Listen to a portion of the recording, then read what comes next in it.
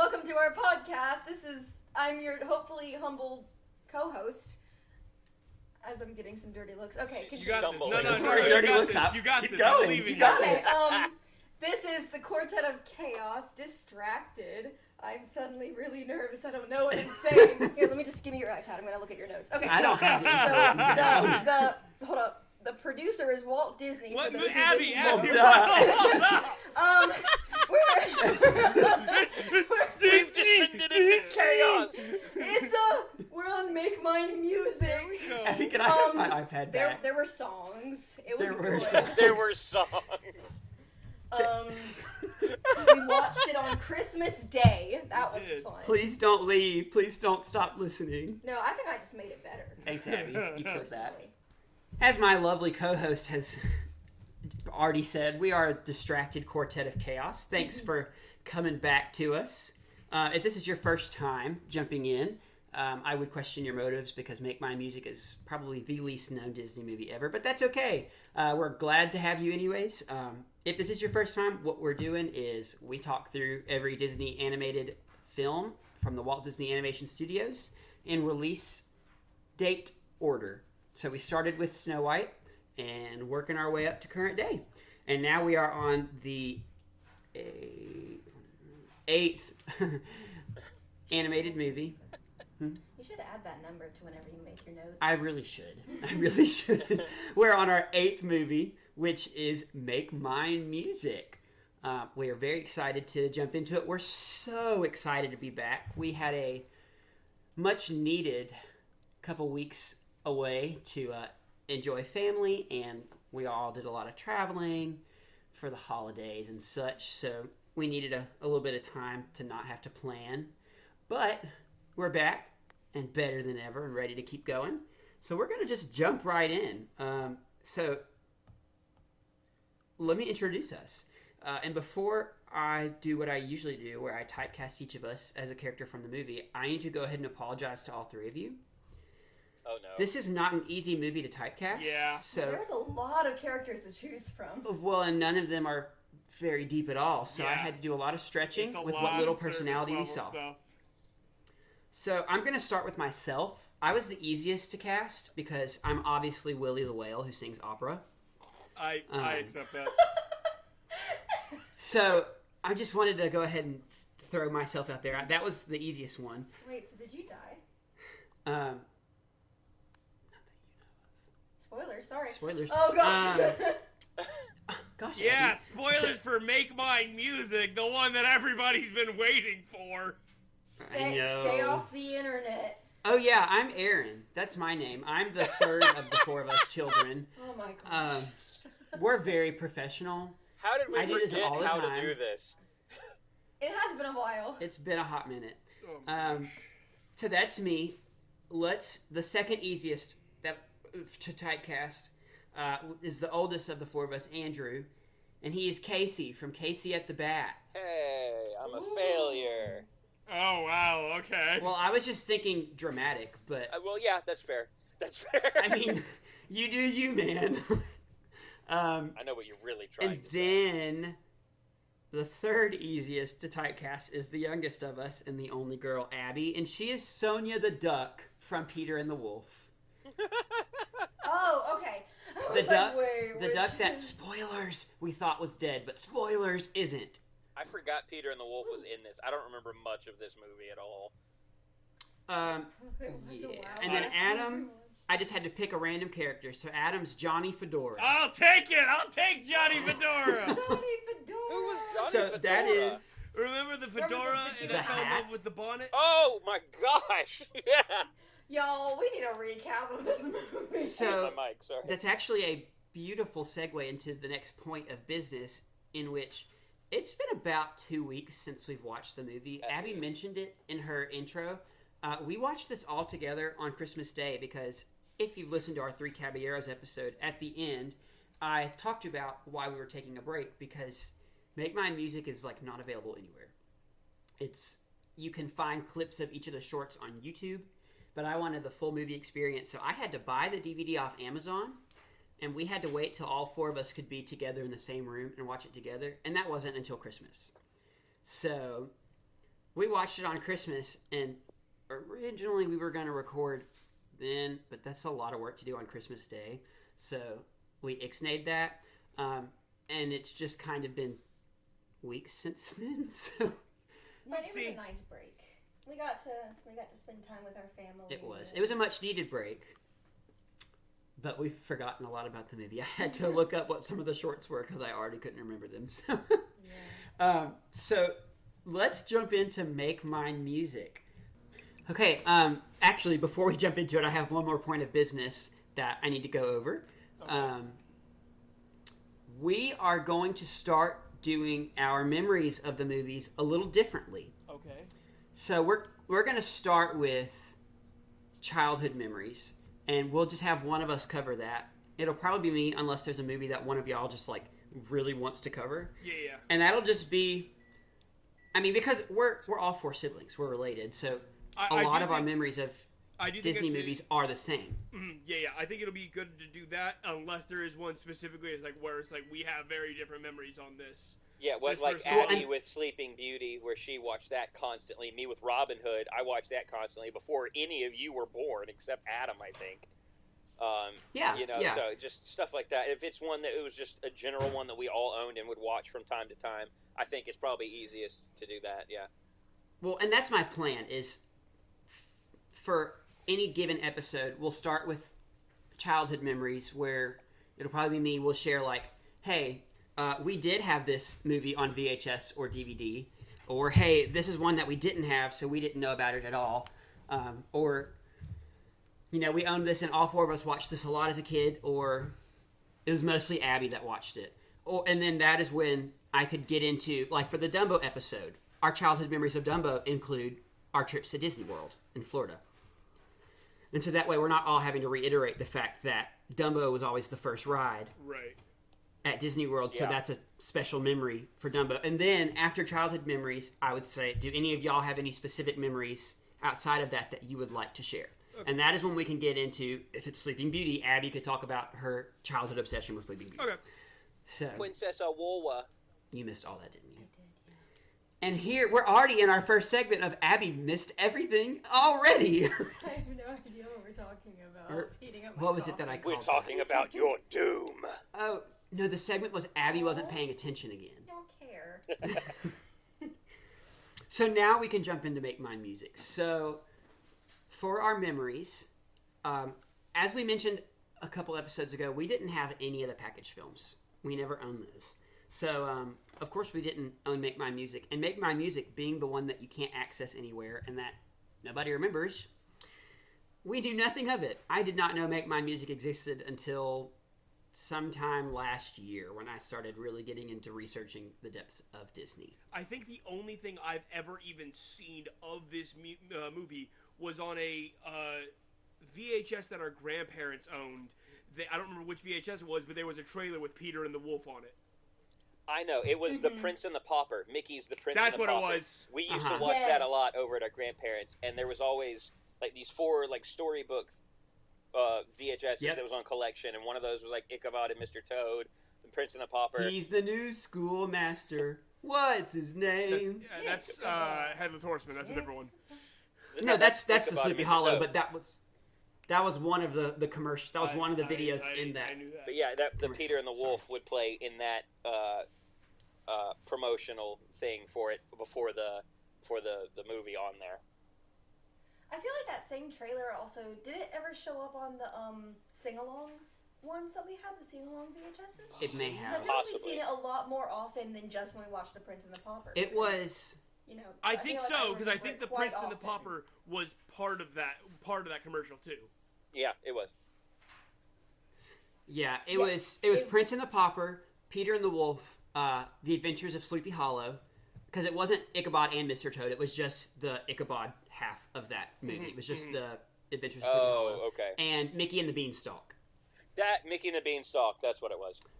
It was the 4 of those that were in that commercial. But we didn't know of Make Mine Music. We just knew about Peter and the Wolf. Right. Or I just figured from it was that part commercial. of one of those other things. Yeah. So that is our childhood memories, is that none of us had ever seen it before. None of us had ever heard of it, really. Any of you guys have any other memories? I We all want to collectively say share the same brain cell towards this movie. Yes. I want to say I've seen the singing whale somewhere, but I could not tell you where. I know that in those kind of newer Mickey Mouse shorts, you know, where it's just all random. They have it on Disney Plus. There was one where Mickey is trying to. He's like, they work in Italy or whatever, or like they live in Italy, and he's like trying to get the attention of Minnie, who is like a waitress or something. And he starts singing to get her attention, and then suddenly, right in front of him, pops up this whale singing, and she starts applauding him, and that's how I recognized him. I was like, "Oh my gosh, it's the same one!" I did not know Oh that. my So that's gosh! I think you're right. I think that's that may have been where I've seen him before. That's crazy. I think that's the only time I've seen it, though. That is such an obscure reference. But I remember put in a it Mickey short? when I saw the whale at the front of the DVD disc. Whenever you had me pick it up from your house, I was like, that whale looks familiar, and so that's kind of popped up in my head, and I thought that was kind of cool that they included that in the Mickey shorts. That's pretty awesome. I did not know that. I did not know that. So let's talk about our opinions off the. What's the word I'm looking for? First Can you impressions? tell I haven't done this in a while? Our first impressions, thank you, Adam, of Make Mine Music. And since Adam came up with the word, I'll let him go first. You're a monster. I'm not a fan. Much like I think this has been the most entertaining package film. I still think it's worse than some of them so far, because like the quality was all over the place. Some of them I'm like, this is genuinely a lot of fun and really put together, and then others it's like, this has some of the worst aspects of some of the other stuff I've seen, and I don't.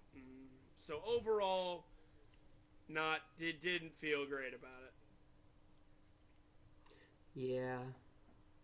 I'm going to go ahead and have to agree with you, Adam. It wasn't great. It wasn't terrible, and now that I've done some research and hopefully in me sharing fun facts with y'all, you'll be able to appreciate it a tiny bit more. It's, considering what went on during the creation of this, it's pretty impressive, but looking at it in comparison to what's come before it already in Dumbo and Pinocchio and Bambi, you know, it's just so obvious that Disney's not where they were. Mm-hmm. Abby. First impressions, it was a lot longer than I expected it to be, to be honest.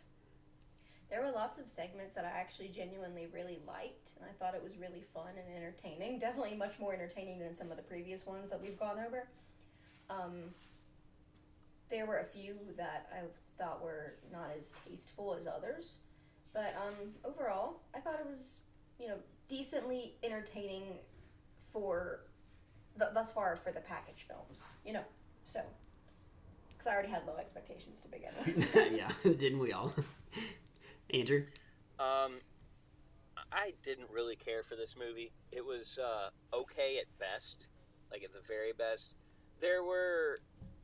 It's been said several times, right? There were several segments that were fun, but there were a lot of segments that were either just a really weird pacing shift after like a really fun one, and it really threw off the groove and made it feel really weird. There was a lot of like fat phobic elements in this that I noticed and did not really care for, and there was an unusual amount of death in this for a Disney property. Mm-hmm. Like it was honestly very, very shocking for a lot of it. So it was just kind of all over the place and didn't really pick a direction. It just kind of kept wandering. It was very strange. Yeah. Unfortunately, there was one segment in particular that was the most controversial and problematic, which is a shame because it started off as one of my favorites. Because it was, I think I remember which one you're talking about. Yeah, we'll get to dive deeper into it whenever we get to that segment. But first, let's look at some fun facts and some snazzy stats. I don't know where that just came from. We love alliteration. We do. We're just going to keep going. So, Make Mine Music was first released on April 20th in 1946. It is a 75-minute movie, and it was called, or it is categorized as a musical anthology film. So, similar to Fantasia in that it was based on music, but it's not the same as Fantasia because it's not animation put to music that was pre-existent. It was animation based on styles of music, Right. or poems that exist or whatever, what have you. So it's, if I may, it was more of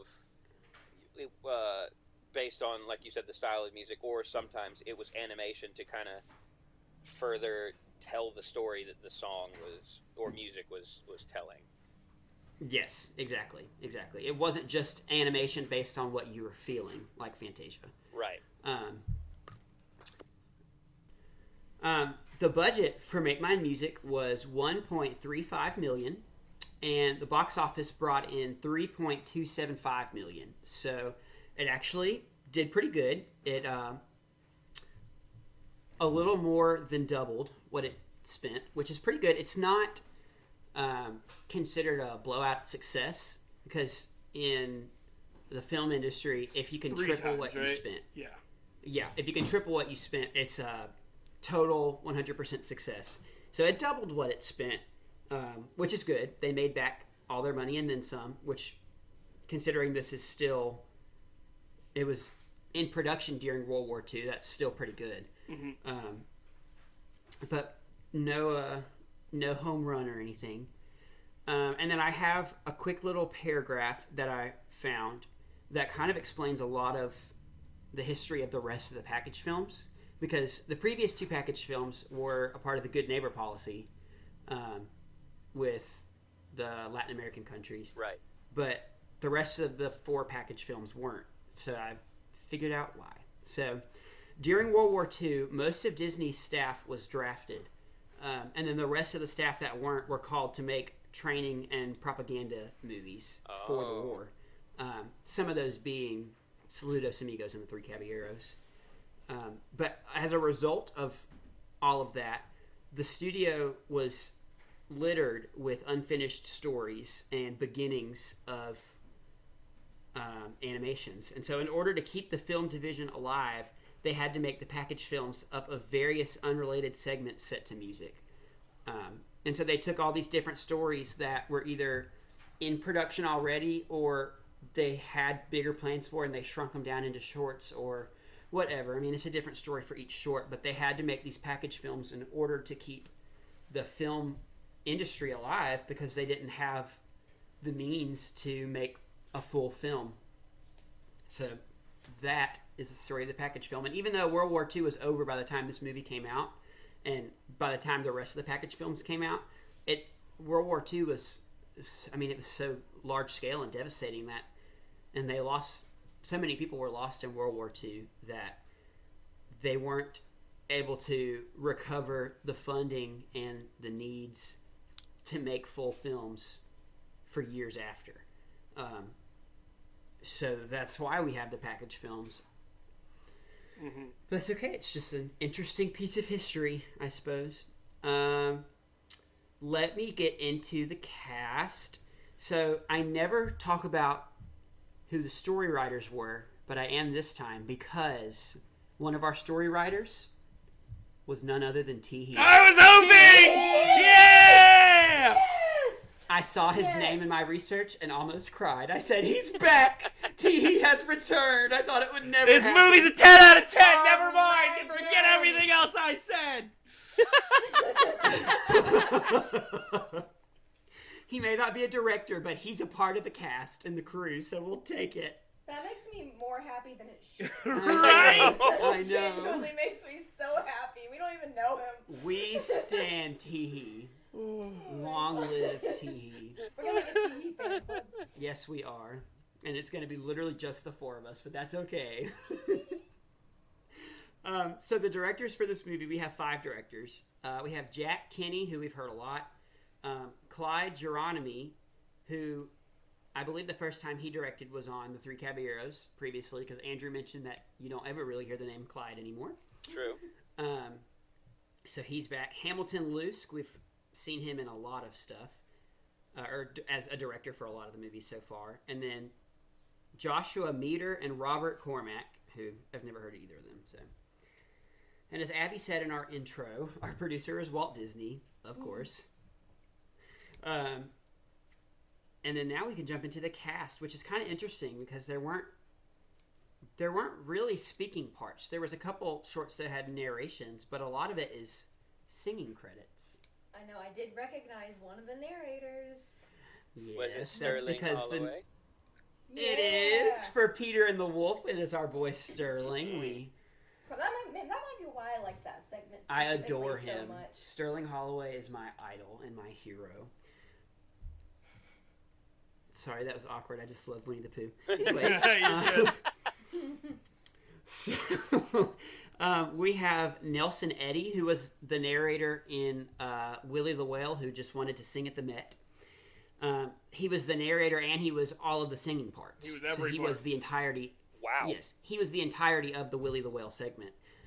And Nelson Eddy was a big name musician, singer, person in the 30s and 40s. I read a lot of stuff that he did. He was really, really big. I think I read that he sang at Franklin Delano Roosevelt's third swearing into office as president. Oh. So he was big in the 30s and 40s. And then the singer for the Two Silhouettes short is Dinah Shore, which that name sounded really familiar to me. So I looked it up, and she was just a famous singer and actress during that time, during the big band era, which was also 30s, 40s. So I couldn't find anything that would have led me to believe why I recognized her name, but she just sounded familiar. And then we have Benny Goodman, who was the lead musician in All the Cats. And Benny Goodman was known as the King of Swing. He was a clarinet player and a humongous member of jazz in that day. And he actually led one of the very first integrated jazz bands during all of the issues with segregation. So he was a big name in the jazz world and a great clarinetist. And then in the Johnny Fedora and Alice Bluebonnet segment, the singers were the Andrews Sisters. And a lot of people know the Andrews Sisters solely because of the song The Boogie Woogie Bugle Boy. Right. Oh, okay. They were a trio of sisters that did a lot of kind of the bluesy, folksy music in that time. Like Boogie Woogie Bugle Boy, and another really famous one of theirs is Don't Sit Under the Apple Tree. But they were big. There's a lot of modern musicians have started doing more covers of their songs in different albums. I know Pentatonics did a cover of the Boogie Woogie Bugle Boy. Right. So they were big and then kind of faded away, and now they're kind of coming back in style. You hear them in a lot of movies. And then you have Jerry Colonna, who was the narrator for Casey and the Bat. And Jerry Colonna is most well known, or we would most know him from Alice in Wonderland. He's the voice of the March Hare. Okay. Interesting. Oh. Okay. Gotcha. Wow, I was like, I'm getting zero reaction from that. I was Cool. processing. My brain blanked. I had to remember which one was the March Hare, and I was like, not the White Rabbit, the other one. Gotcha. The other one, the crazy one. Because I thought White Rabbit at first.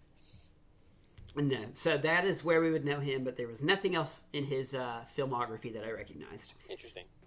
And then we have Andy Russell, who was the singer in the Without You segment. And he was a big name bilingual singer. He was a Spanish and English singer, so he was big in that time for doing that. And then we have, forgive me, anyone that's listening that I believe this is Russian. Forgive me. David Lishine and Tanya Ryabushinskoya were the dancers that were rotoscoped into silhouettes. Okay, gotcha. And then we have the Pied Piper is a singing group, and they were the singers in All the Cats. All the Cats join in that segment. And then you have the King's Men is a chorus, and they sang in the Martins and the Coys. And the King's Men, I'm like 80% sure that they were the group that sang the Song of the Roustabouts in Dumbo. Okay, all right. I'm pretty sure that was them. And then we have the Ken Darby Singers group, and they were the singers in the Blue Bayou segment. So lots of big names from the 30s and 40s in this film, which is pretty cool and pretty fun as I got to research back. And then last thing I'm going to share before we dive into the actual movie itself is, y'all will be shocked by this, presentation in the parks of Make Mine Music. There are 4 references to Make Mine Music in Walt Disney's parks. Really? Believe it or not. The whale?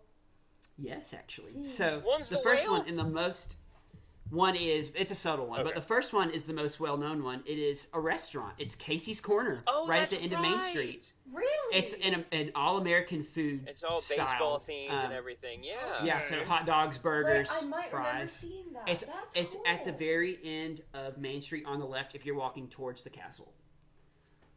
So that's a big reference to Make Mine Music right there, which a lot of people don't know that. They're just like, oh, it's an all-American restaurant, cool. But no, it's Casey's Corner from Casey at the Bat. That's really cool. And then in the queue line, while you're waiting to go see Mickey's Philhar Magic, there's a poster of Willie the Whale. I was wondering if Philhar Magic was Yeah, part of that's this. kind of what I was thinking. Yeah, it's just the queue poster, but it's still there. It's cute. awesome. I like Makes a lot that. of sense. And in Disneyland Paris, in the ride called the Storybook Land Canal Boats, which we talked about this, but we talked about the one in Disneyland California. And I don't remember which movie that was. Fantasia, maybe. But in Disneyland Paris, Storybook Land Canal Boats, there's a section that has Peter and the Wolf. Thought so. I thought it was going to be Peter and the Wolf. Cool. And then last but not least, in a couple different Disney parks around the world, I know it's Tokyo, Paris, and then one of the ones in the States. Okay. There's a restaurant called Blue Bayou. I think it is somehow connected to the Pirates, maybe, but it was originally named after the Blue Bayou segment. Interesting. Okay, that's cool. I didn't do too much research on that, so don't quote me on it, but I'm fairly certain that was originally named after the Blue Bayou segment. Cool. So I mean, there's makes some fun stuff right there. Who would have known there's actually references to Make Mine Music in the parks? I would not have guessed. Certainly not me. And in Mickey shorts. There you go. So without further ado, if we haven't already bored you enough, now we're going to jump into talking about the movie. So Are you kidding? let's go. This is the fun part. This is when Adam is in his element, trashing everything. That's a good point. The boring part is me sharing fun facts that I'm probably the only one that cares about. I enjoy them most of the time. Let's be completely honest, though. For the past few times, we've all been trashing. Oh, everything. yeah. Yeah. It is the package era. Yeah. So, we start with controversy. Actually, Oh, good. we kind of start with Racism Road, believe it or not.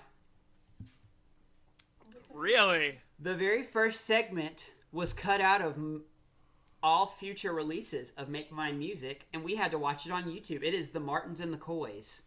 And you might think that it was cut out because all but 2 characters are literally killed on screen, but it's not. It was cut out because of stereotypes, because there were objections to the depictions of hillbillies. I thought it was because excessive gun use. Nope, because of hillbillies. There was a lot of Isn't gun that use. great? I mean, yeah, most everybody in the short dies, It but like seems Because pretty hillbillies. Disney accurate to loves me. crime. Yes, so Disney Loves Crime and Racism Road all wrapped into one You little know, short. one There's beautiful even little more bow. Disney Loves Crime because there's a very unhealthy and a bit abusive relationship in that one as well. That- Yes, this whole that movie triggered is me a just little Disney bit. Loves Crime. I forgot they straight up start throwing hands at the end. Yeah, they're like throwing things Oh, at each other, yeah. and like when they at the end of it, I won't say anything because you're going to go through the short, I assume. I am. I'm going to cover the basis of it. Yeah, they're like throwing things, yelling, shooting guns still at each other while in the house and everything. I'm just I just got major deja vu. Yeah. That's nice. Like, we've never talked about this movie, but I just got deja vu. Weird. Anyways. So, now that we've jumped into all this controversy, The Martins and the Coys was the very first one, and it was removed in all future releases of Make Mine Music, which has been like once or twice, because Disney... This is one of those that Disney just has forgotten. Like, they don't really talk about. Do not care about. It was literally... I forgot to write it down, but one thing I read was that this movie was in the Disney Vault for 21 years straight. Wow. So there was 21 years where this movie was not shown. I believe that. But the Martins and the Coys are about two families that live on hills next to each other. One is the Martin family, and the other's the Coy family, and they're both hillbilly families. And they both love guns. And there's been an eternal feud between the families where they're shooting at each other. And in the song, it mentioned how the feud started because one family accidentally ended up on the other hill. Like, they stole a chicken in their sleep. They're like sleepwalking or drunk or something, walked to the other one. That's what it was. Stole a chicken. I think it was drunk. And then they all just kill each other. I think it was that he was drunk. I think so. And so there was this eternal feud, and by the end of the segment, all of both families have been murdered, except for one of each family, a man and a woman. How precious. They fall in love, and it's like Romeo and Juliet, hillbilly style. It's really cute, and they go like square dancing and stuff, and it's like, these guys are just actually really sweet together. I like this. It was, and all the dead ancestors up in the clouds were like, not feeling it. They were not okay. They were like, how dare you marry our enemy? And so they get married. But then the smiles go away and domestic abuse. Yay! Disney loves crime. So there's a lot of gunshots in the house, and then the man gets kicked out of the house, and then the short ends. And that's the Martins and the Coys. Murder and domestic abuse and hillbillies. We love it. Honestly, one of my favorites, though. It was kind of fun. It was pretty fun. I get the feeling we're going to be saying Disney loves crime a lot in this episode. I was definitely going to start looking for if I can find one in each section. Every short. All right, let's make that. So that's our goal for this episode, folks. Play along with us. Play along with us. Keep us to it. So now we jump to the next episode. Blue Bayou, and this is the segment that is just of a swamp, a bayou, and it's all blue, obviously, and there's two storks that are flying around together, and it's set to music, and this was actually originally intended for Fantasia. Okay, that explains a lot. Yes, it does. Yes, it was originally intended to be set to Claude Debussy's Clair de Lune. Clair de Lune, which I don't remember what that sounds like, but I know the name, so I know I've heard it. But it was originally intended for Fantasia, which, when you know that and you watch it, makes a lot of sense. Because nothing happens. You just watch storks fly around a bayou. It's beautiful animation. This is where I started taking notes, and my only note was boring.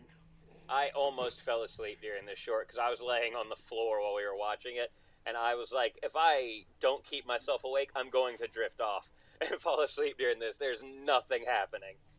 I was laying on the floor next to Andrew, and my butt hurt, and that's all I can remember thinking in this short was, dang, my butt hurts.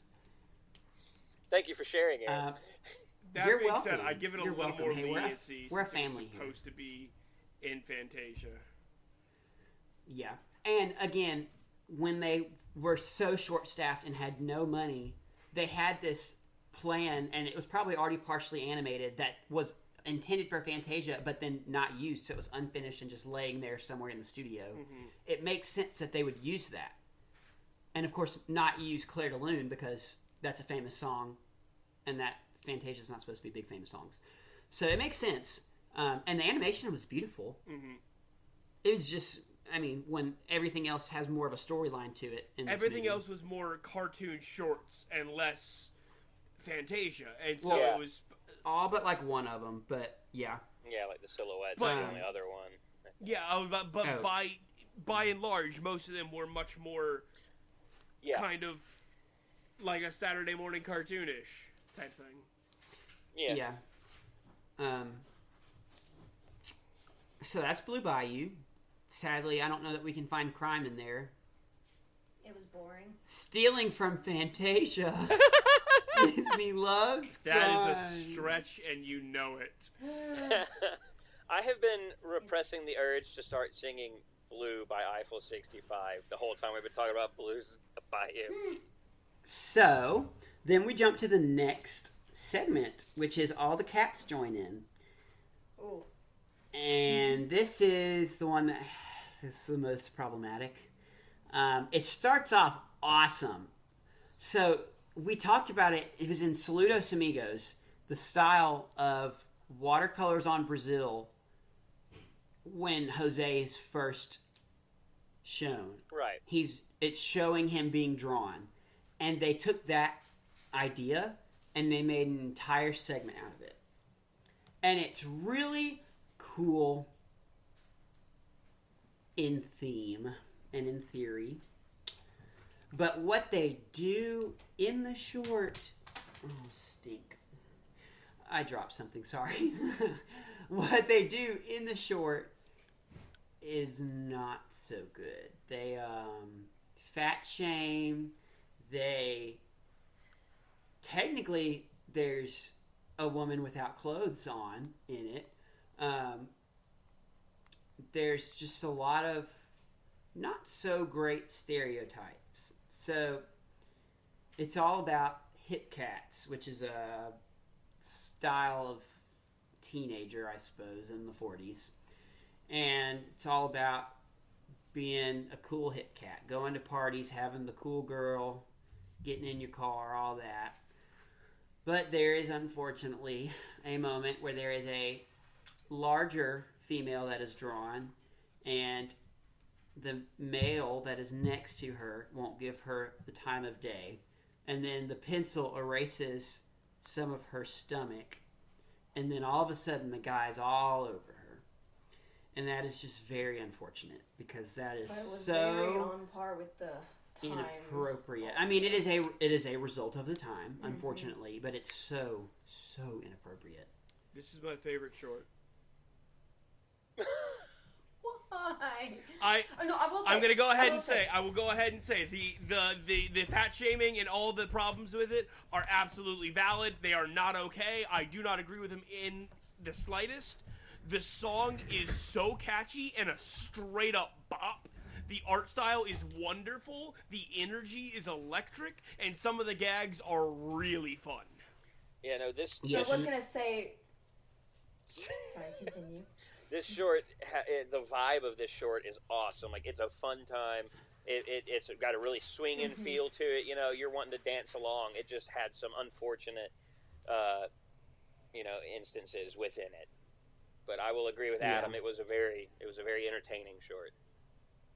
I agree. I did like it a lot, and I like when it was first starting. I was like, okay, this is about to be really good, and it was for a time being. There were just moments that kind of took away some of the love I had for There's it. a gag in there I specifically want to call out where they're picking up all these people in their car, and there's like 12 people in the car. It's jumping, it's bouncing, they're dancing, and they all stop as they're pulling past a cop car, and they're just all just driving responsibly. Yeah, and then as soon as they're out of the sight of the cop car, it resumes. They're just zooming down the street, and then they're coming past the cop, and they slow down, taking it nice and easy, and then they Nice and take easy, that everyone off again. behaves. It's so funny.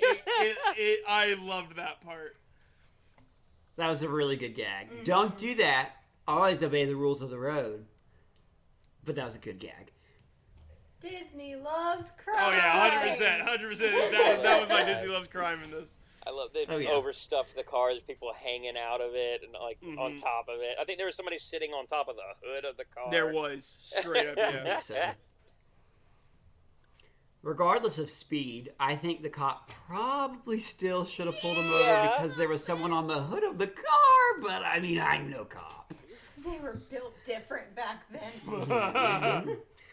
But yes, I as I mentioned, I love the style of the short. I love the having things being drawn in throughout it, and I love the jazz, and I love the atmosphere of it. I'm just the fat shaming scene really hurt hurt the segment for me. That just really, really bothered me. I agree. Because Disney's supposed to be better than that. Yeah. You know, that's why we don't like talking about Racism Road. We like talking about Disney Loves Crime, but that's because it's funny. Mm-hmm.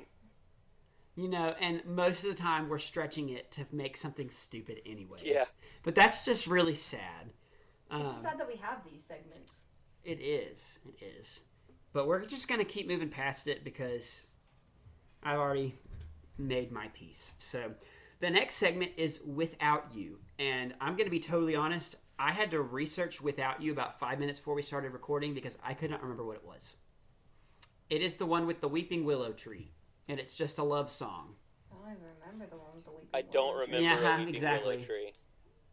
Yeah, I have three there notes was- for this one. I also had it back in blue, question mark. It's better song than Blue Lagoon. Very minimal visuals. Trying to be Fantasia. Don't think it works. Because past that, I don't remember this.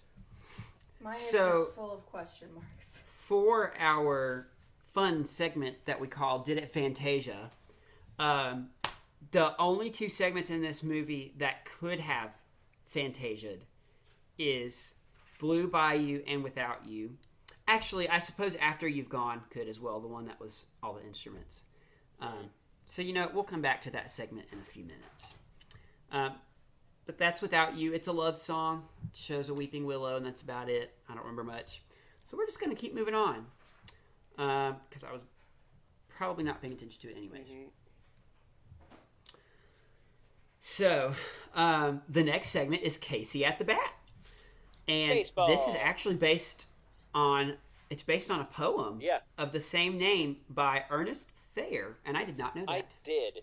And the only reason I knew that is because Casey at the Bat came up a little bit in back when we were growing up. Adam and I were in the children's choir at our church, and we did it was like a baseball musical. And I don't remember what it was called. Do you not remember this, Adam? I remember the musical. But Casey at the Bat, I think we may have cut it out or something, but I remember there being something about Casey at the Bat in that musical, and remember I found out that it was like a poem or something. Fascinating. Interesting. Yeah, we were all in children's choir at our church. So I don't know that we've ever mentioned this on the podcast, but our dad's pastor, so we were in church every time the doors were open growing up. So if there was a children's choir musical, one of us was in it probably. But yeah, it was a poem. Had no idea that it was a poem, but it was. And Casey at the Bat is about this incredible baseball player, Casey, who's the best on the team. And there's 2 outs already, and now Casey's up to bat. The bottom of the ninth. And he's messing around. He gets 2 strikes because he's wanting to keep people on their toes, and he's slacking around. And then when he goes to actually try for it, he misses. Although it doesn't show he misses. You just see the screen go black, and then it comes up later, and Casey's like sitting on the field by himself in the rain. Casey's our pouty princess. That was my plan for this Yes. episode. Is our pouty princess is Casey. And Casey at the Bat. This I'm is our the short pouty that- Speaking princess. of pouty princesses, I want the 3 of you guys to know that there have been a couple times over the past few weeks that my wife has cried about something and looked at me and said, "I just needed a pouty princess moment." So Love that. just thought y'all would appreciate that our podcast is reaching people. So Yes. this is the short that I actually had a lot of the problems with. Like, had some with all the cats too, but this one was like, it was very sexist. It Yeah. was like Yeah. I don't Yeah, I don't for sure. remember exactly what. I just have in my notes movie. This is, it may have been in general, but like it's kind of sexist. Like very much. It was. I remember this short being pretty sexist. I think it was mostly Casey, the character, is just a sexist. He jerk. was he was very much a womanizer. All the people were just fawning over him, and I think 1 or 2 other things happened that was not great. I didn't love the song in this. I didn't either. It wasn't great. Sexism. Disney loves crime. That's technically not a crime. It's just being a terrible person. I She's know. just being a terrible person. I know. I'm stretching. I'm sure. No, I think that some of the women were ready for attempted murder at the very least. Whenever they called the. You're right. They were trying to jump Dude, When the that's umpire right. called the first strike or whatever. Like, literally everybody, like, was ready to like, just attack that umpire for calling a strike against Casey. We're going to call it attempted assault. Yeah. Yeah. My favorite quote from any of our podcasts. My favorite quote from any of our podcast episodes is from our very first episode when Adam said, Disney's favorite thing to do is not think about anything. Their first reaction is just murder. Yeah, murder. It's straight up, yes. Like the dwarves who are like, unknown person, time for death. Killer. Yeah. My favorite quote so far was in the same episode when Adam's like, I love how the queen, God took the queen out. She is taken out with divine wanted her intervention. dead. God wanted her dead. I stand by this. That's still like my favorite part of our podcast. That's the greatest thing I've ever produced. I hate that I peaked so early. Forget God saved the queen. It was God killed the queen.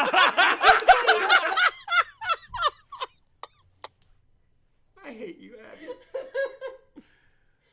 And have that with a poison apple in the background. Oh my gosh.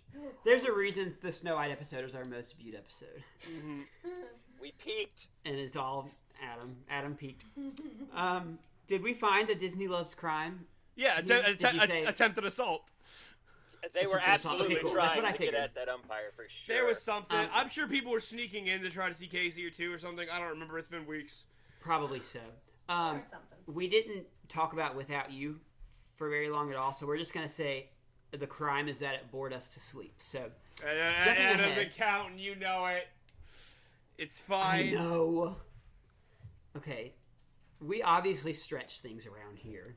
If I can give Pouty Princess to a baby elephant whose mother was locked up, I'm allowed to stretch Disney Loves Crime. Fair enough.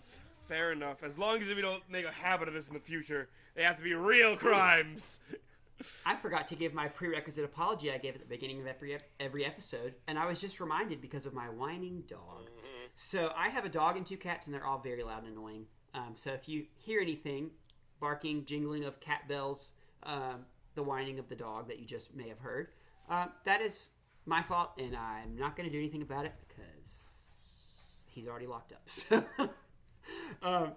anyways, next segment is Two Silhouettes. And I don't remember anything about it other than it was singing and there was two people dancing that was rotoscoped in. Only note for this one is kind of like the visuals, but so boring. Yeah, it was very reminiscent of the first segment of Fantasia. Yeah. Which I can't remember the name of, but it was pretty reminiscent of that. It was inoffensive. Wasn't exciting, wasn't awful. It was just kind of there. It exists. And then we jump into Peter and the Wolf, which was it was really good. I liked Peter. I really and the Wolf enjoyed a lot. Peter and the Wolf. Agreed. Peter and the Wolf is an animated dramatization. Dramatization. He got there. Dramatization of the 1936 musical composition of the same name, I believe.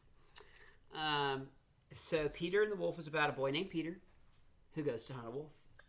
And he meets many animals, like Sonia the bird, Sonia the duck, excuse me, Yasha the bird, Ivan the cat, Yes. and so on. And each character is represented by a different instrument. So one of them was represented by, I believe the duck was represented by an oboe. One of them, the bird, was represented by a piccolo. Peter was represented by like a string quartet. And then one of them was represented by a clarinet. Yeah, it kind of did the the narration at the beginning to kind of to tell that. And it reminded me very much of Fantasia, where it was like talking about how like, oh, in this musical, it's this. But here, I'm like, I think this was completely necessary. I think it was necessary. Great. It worked. And they weren't telling exactly what was going to happen in the story. It is something that I don't think I would have noticed had they not put it out. Mm-hmm. It's because Sterling Holloway narrated That it. didn't hurt. I'm gonna be real. Sterling gave us the context we needed and didn't ruin anything. He's our boy. Honestly, I was expecting, because I'd never seen this short before. I knew of it from the commercials, like we said earlier, but I'd never actually watched it. I thought Peter and the Wolf was based on, like, The Boy Who Cried Wolf. Same. I did too. And then it wasn't. And I was like, oh, this is something completely different. Yeah, I was very much expecting The Boy Who Cried Wolf. But this short had me feeling a lot of different feels because they had us convinced that Sonia the Duck was murdered by the wolf. I know.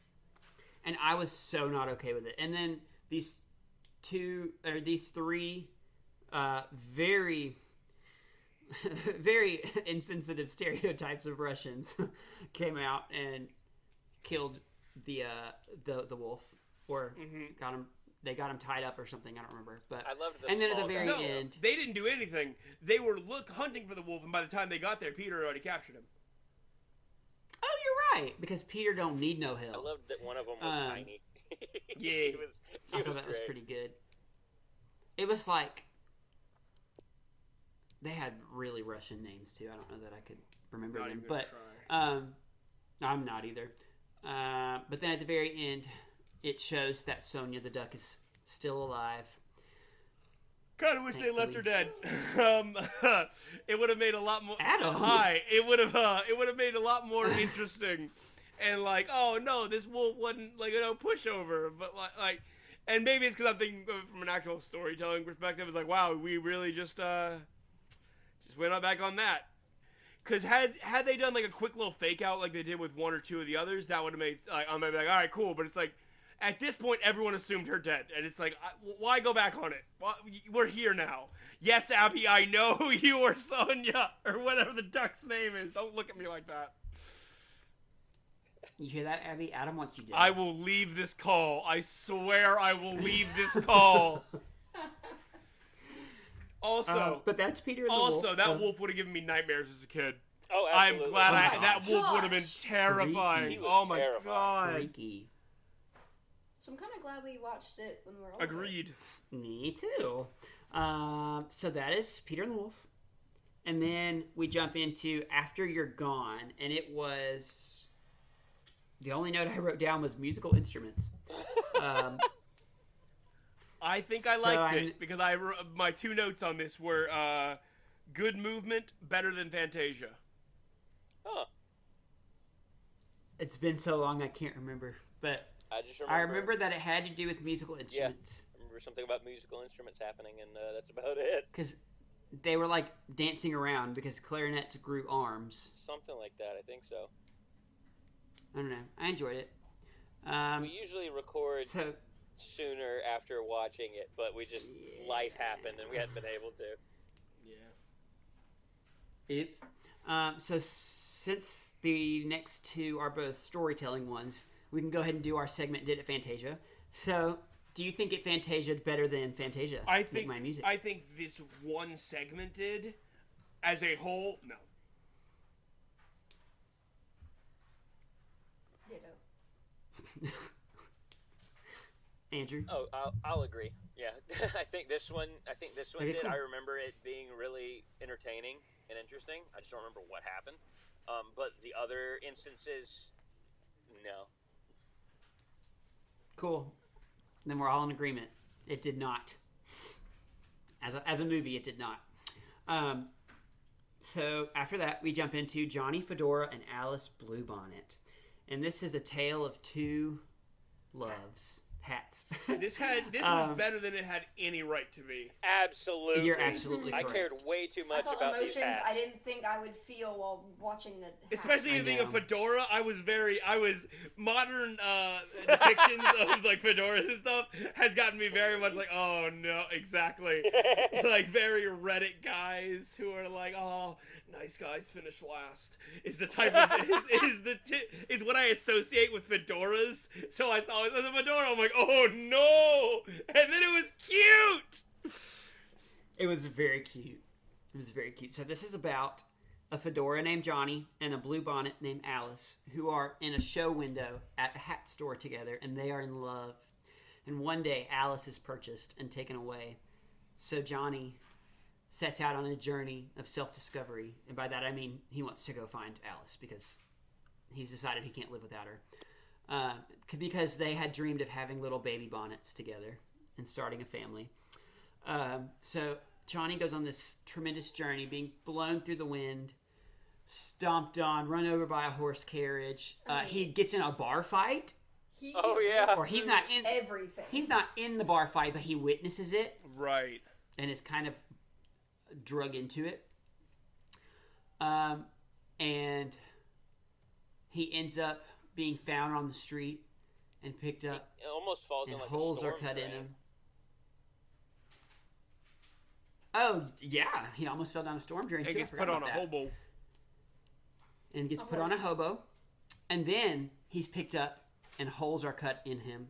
And he thinks, this is it. I'm going in the garbage. And he's placed on a horse. And on the horse next to him is Alice. Alice! And they lived happily ever after. How she got to that point. I don't know. So but they lived happily ever after, adjacent to each other. This had horses. its music was very fun and had a lot of very clever wordplay. It was so good, and the animation reminds me of Brave Little Toaster. Oh my gosh, it does. Yes, it does. Again, You're right. better than it had any right to be, and I love this one. This was like what I was hoping for most of the movie, and I'm glad I got one of them. Yeah, it was really good. It was really good. I guess if we wanted to try to pull a Disney Loves Crime out of it, we could look at the bar fight. There was a lot. There was technically also. There was something else that I was gonna say. Littering? Littering. Let's go with that. I was gonna say theft, but I was gonna say it was thrown away. I guess it's not really theft at that point. But I like the bar fight. That fits. Whatever, there's crime in it. And then We're not doing this for other episodes. Just one. we jump to the final segment and the most tragic of all. The tragedy, the whale who wanted to sing at the Met. I did not write down Poor that Willie. entire thing. I just wrote whale. I was not writing down all that. Well, I learned in my research that Willie is based on the anatomy of a sperm whale. So there you go. That's the kind of whale he's based off of. It's pretty neat. So this is about a whale who sings opera music. Sad. It made me very depressed. I knew of Willie the Whale. But I'd never actually seen it. And seeing it just hurt my soul. This one started. So Willie's a whale. Really? Yeah. I'll get into why in a little bit. You go ahead and do your thing. Okay. But Willie is a whale who sings opera, and that began spreading around this city that there was a whale in the ocean that sings opera. And so this guy that owns the opera, I believe I read his name was Teddy Tatty, something like that. I don't remember. something like that. Yeah. He was convinced that there was a whale that ate an opera singer because he had just finished reading the story of Jonah. Love that was what he jumped to. Yeah, so he decided to go save this opera singer. And as he heads out on this fishing vessel, we learn more about Willie. That Willie's not only a special singing whale, he's a special singing whale because he has three vocal cords, 3 uvulas. And he can sing tenor, baritone, and bass, all the parts. At the same time. He can harmonize with himself in 3 parts. I am so jealous. Thinks, he swallowed several opera singers. Now we really have to kill this whale. At this point, I believe more because I'm like, all right, cool. You can sing in 3 different things. That's not how vocal cords work. That's not how oxygen works. Okay. That's not how any of that. You are singing in harmony with yourself and then singing separate parts at the same time. That doesn't work. He's clearly swallowed somebody at this point. I was, because at first I'm like, haha, this guy thinks he swallowed somebody because the whale can't sing. What? Okay, no, that's fair. That's fair at this point. I love how Adam throws out logic at the fact that the whale can sing in like 3 different octaves at the same time, but not the fact that the whale. No, because that's cartoon. I get this. He also doesn't care that we just watched a journey of a hat searching for love. Because they have rules. Listen, okay? They have rules. Nothing.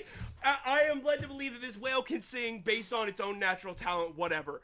The three uvula vocal cords thing doesn't. If it's like, because it's explaining how he's able to sing with himself, and it's like, because he has all this, and I'm like, that doesn't work! That's not how that works! I wish I had Willie the Whale's okay? superpowers. I'm good. I'm great. That's not how any of this works. I wish I could sing. Oddly songs enough, like also, that was not one of the problems that actually bothered me. Oh. Oh, wow. I don't know if I believe you, Adam. Apparently, we just triggered something, so, woo! Take a breather. Oh, yeah, take a five. We cut back to the fishing boat after learning about Willie's special ability. And there's a seagull, whom I read his name is Whitey the Seagull, who hears Captain Teddy Toddy, Captain Tater Tot. Hotty Toddy, Tater Tot, Tater Tot.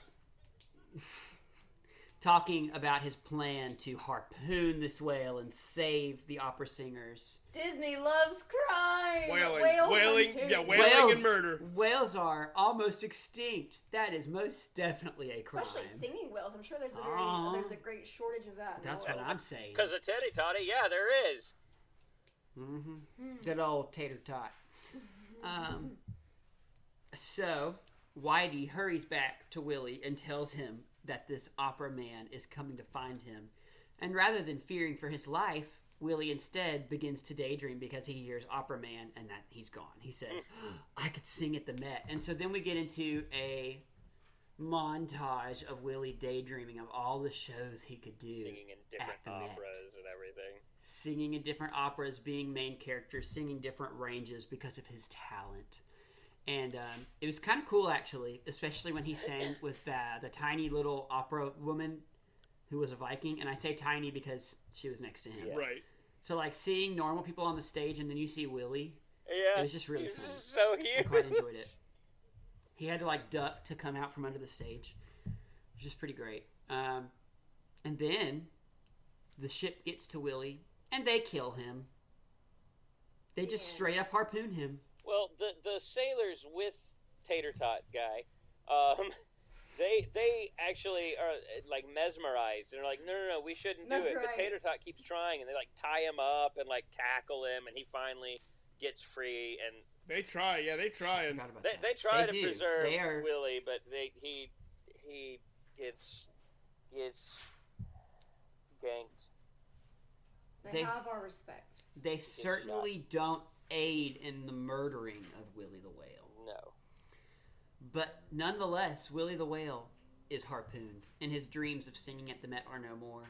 But don't fear, don't be sad for Willie the Whale, because he will forever have the best stage, because it showed us the pearly gates of heaven were closed with a sign on it that said sold out, because he's singing sold out concerts every day in heaven. Oh, yeah. So Forgot about that. it worked out well for Willie. He may have not gotten the Met, but he gets to sing for Jesus. So, I think that's pretty good. So, I would take that. I'm going to go ahead and get into my problems with it. The first one is that it just goes on too long.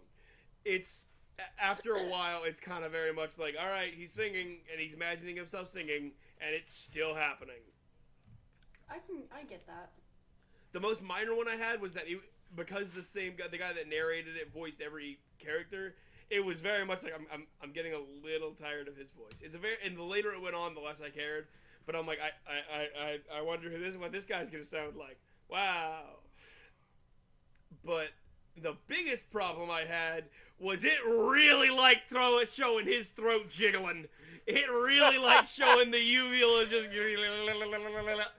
And it like I'm like, I get it. It's a good visualization of the thing. But after a while, it's like we are really highlighting this, aren't we?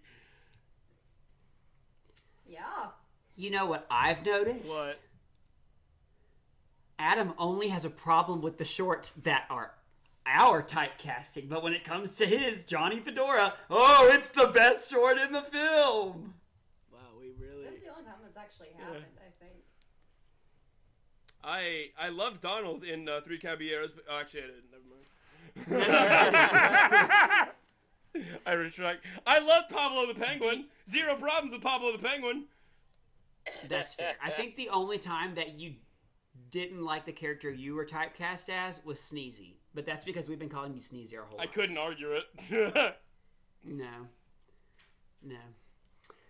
I was just trying to be funny, but it's fine. So that is Make Mine Music. So we end on a dead whale. We start on Dead Hillbillies and we end on a dead whale. What a wonderful movie. Woo!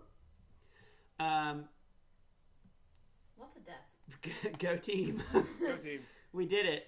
Hey, you guys, before we start getting into all of our final stuff, guess what? What?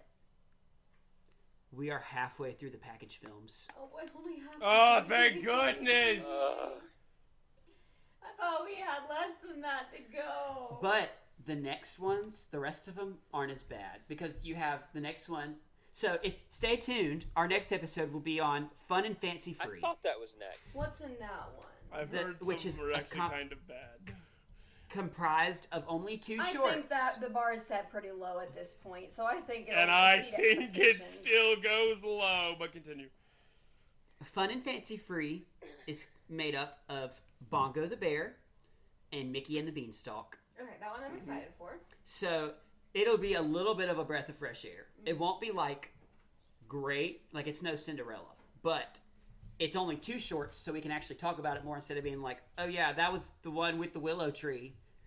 You can be like, talking through the plot of Mickey and the Beanstalk. And also, the rest of these are on Disney Plus, so we can actually find these and watch them. The rest of every movie that we're going to be covering on this podcast for the majority of the main disorder is not us. We're distracted. Fans of disorder. I'm so sorry. Distracted. Well, that's it. Copyright coming, everybody. No, I have my copyright sentence at the end that I put in. We're fine. But up until we catch up to current day Walt Disney Animation Studios films, the rest of them are all on Disney Plus. So, woo! So, I think we should say our favorite segment and then our least favorite segment. Just for why not, Adam already said his favorite segment was Johnny Fedora. I think. I think the most well done segment is Johnny Fedora. I think my favorite maybe All the Cats Join In. I haven't decided. It's between one of those two. Do you need me to come back to you? No, I'm just going to say it's one of those two. Okay. And then I think Blue Lagoon's probably my least favorite. Just, there's nothing going on there. Yeah. Abby? My favorite is Peter and the Wolf, because I liked the storyline the most. And my least favorite is the one with the willow tree, because I literally don't even remember it being in there. So it was just that forgettable. Andrew? I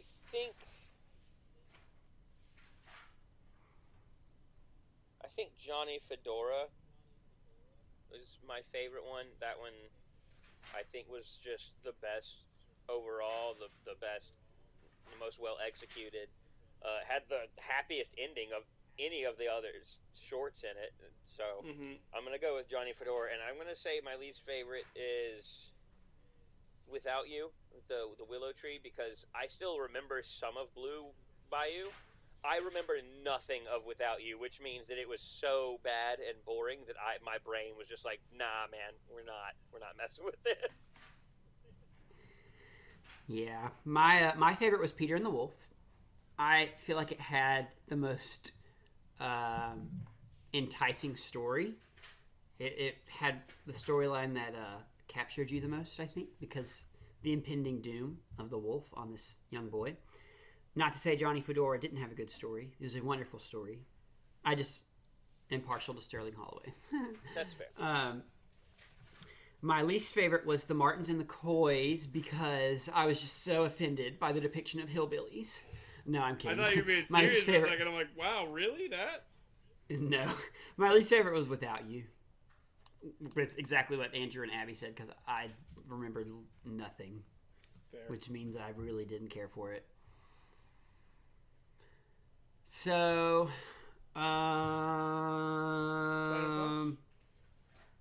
yeah, why not? Final thoughts. Adam, you've been going first for everything so far, so go ahead and give us your final thoughts and your rankings. Yeah, so originally it was kind of just a very down the middle. A lot of the problems I had with Saludos Amigos, I had with, well, not very different problems, but the kind of the overall thing where it's like every time it does something good, it kind of fizzles out. But with this, is like all the good is countered by something bad. Yeah.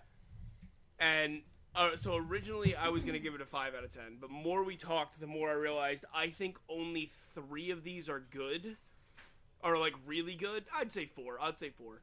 But each of them has, almost all of them has a problem for me, where I'm like, it's just not there. So I'm going to give it a total of 4 out of 10. Sweet. Abby? I enjoyed a few of the segments. I feel like I was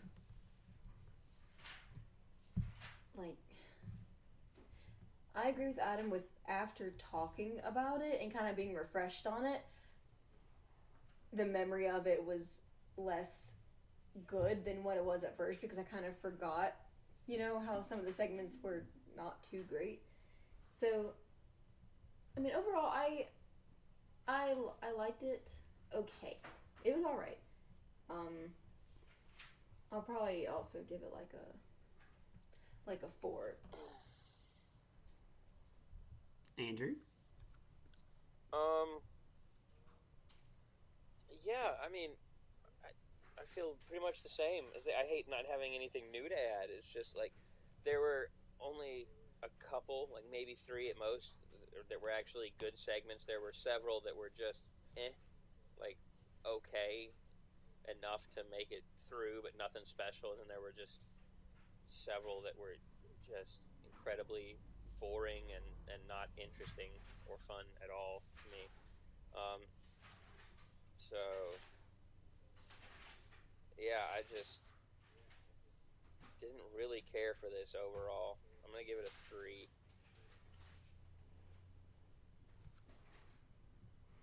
Yeah, I don't know that there's anything new that I could add. It was an inoffensive Disney movie. It didn't do anything super wrong, but it didn't do anything super right either. Mm-hmm. It was just kind of there. I think I would also give it a 4. I was like, was this our lowest scoring one? But no, I'm pretty sure the one that holds the record is 3 Caballeros.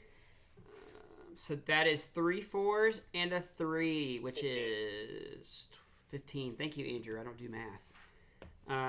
Awesome. So that is our second lowest thus far, with 3 Caballeros still holding strong at the last one.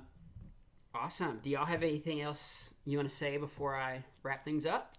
Nah, just not real. Like, I recommend YouTubing 3 of the shorts, and then past that, it's skippable.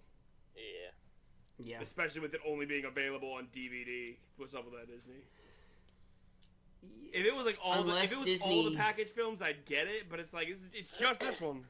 Yeah, I don't understand. Unless Disney puts it on Disney Plus, I would just say don't worry about watching this one. Mm-hmm. So, that is it for today. Just popped up on my Instagram on the Disney page. Sorry, that was random. That is it for today. So thanks for joining us. Tune in next time for us to talk about Fun and Fancy Free, where we get to revisit Mickey, Donald, and Goofy once more. Yay! Please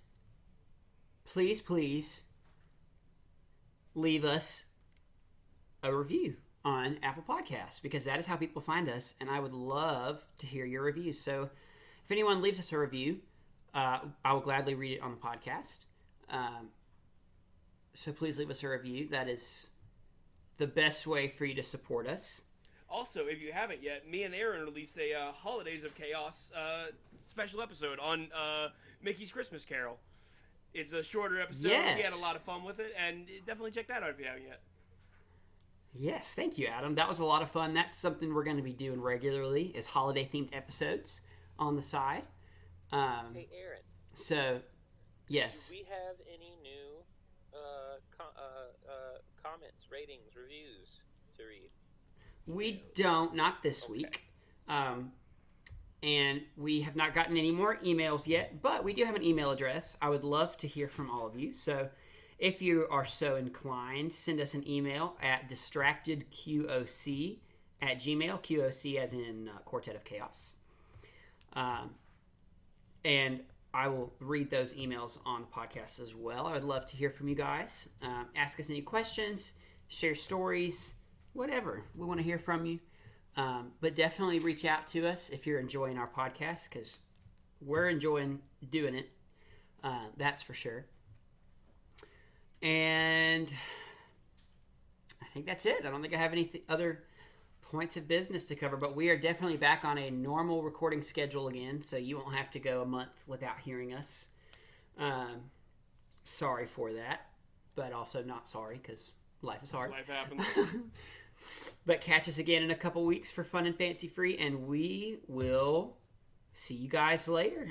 Try not to get too distracted. We probably will. And we'll see you guys real soon. Bye. Bye. I don't have anything funny to say this time. The Distracted podcast is inspired by Disorder Every Disney Film, which is a part of the Real Fans for Real Movies network. However, we are not affiliated with this network. We simply liked the idea. Distracted Quartet of Chaos is not affiliated with the Walt Disney Company, and our opinions should not be associated as such.